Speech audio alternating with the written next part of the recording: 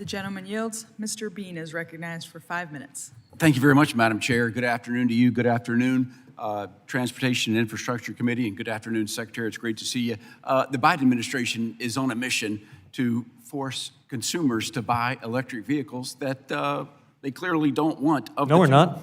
Of the 282 million. Well, let me tell you, Mr. Secretary, you are, because the Biden administration is spending billions in subsidies to force consumers to make these decisions. 282 million vehicles are on the roads today. 1% are electric, and they're only buying them because we are bribing consumers with $7,500 to purchase that vehicle. They sit on the lots far longer on the dealership lots than their traditional counterparts. And now knowing that these cars are built with slave labor, is there a time that you will say, you know what, this is just too expensive. This is just too expensive. We want to rethink this policy. Is there ever a time that you're going to say that it's too expensive? If you think this is expensive, wait till you find out how much oil and gas subsidies you've been supporting.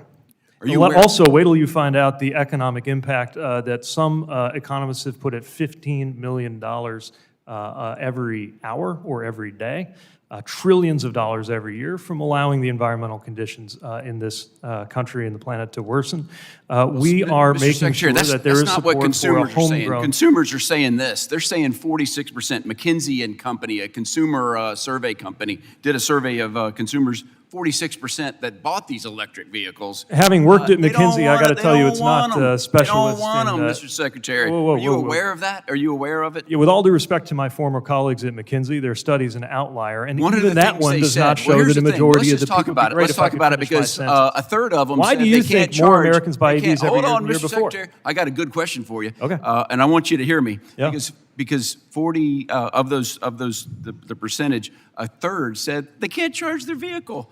We gave you some money, billions of dollars to build some charging stations. Yeah, and that's going out to the states to build the chargers. How's it coming along? Great. We're going to beat our goals of 500,000 chargers by 2030. And the reason why is because most of the states now have their money and they're getting ready to do the procurement. What's the tally and put those right now, though? I'm keeping, last month it was 7 charging stations. 186,000 public charging stations are available. The publicly supported chargers will go in How many the have we second built? half. How many have you built? Those are coming later. That was always the plan. Is it over 7?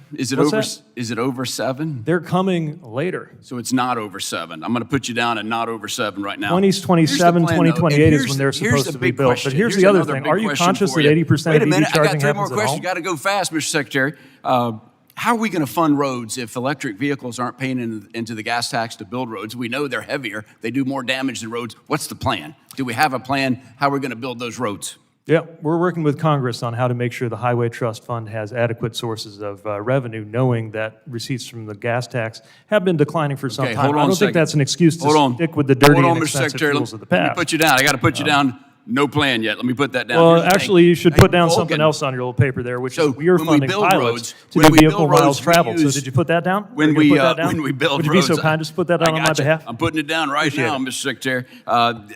Listen, when we build roads, we used aggregates and other rocks and materials. One of the companies that has part of their headquarters in Jacksonville, Florida, is Vulcan. 2 years ago, Mexico took over their aggregate plant. They just walked in, the government walked in, took their plant, hasn't compensated them at all. And since that time, aggregate and building roads and building anything in America has gone up.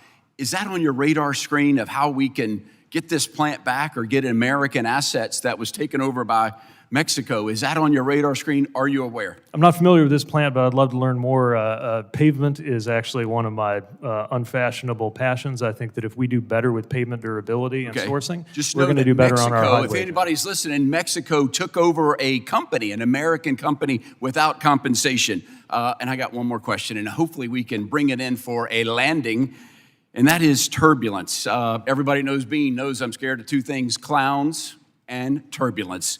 You said turbulence is caused by climate change. I want to give you a chance. Do you believe that? Yeah. Here's the thing. It's just you and I. You don't have. It's just you and I. You can tell me. You can tell me honestly. Sure. So scientists believe that turbulence, especially of the wind shear variety, has increased as a consequence of climate change. Listen, are you aware of that? Your National Transportation and Safety Board said calling it climate change caused turbulence is hogwash. I wish we could have, I love chatting with you. I'd be happy to Mr. send you the Secretary. study. I love chatting with you, and I regret that I'm out of time. Thanks for coming. Madam Chair, I yield back. Afternoon. Gentleman yield.